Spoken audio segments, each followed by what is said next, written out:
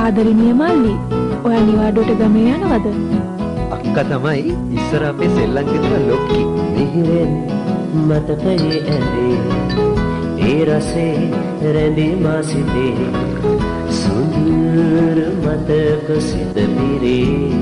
අක්ක බඳිනකොට මං ඉස්කෝලෙන් අවුට් වුණා විතරයි. නොවි හදවතින් සුන්නසින් සෙනෙහසින් සුළුදම් පෙරදිනේ බැලපලට එදින රට ගියා.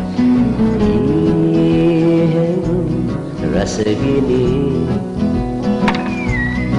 ඊට පස්සේ කොච්චර කල් ගත වුණාද?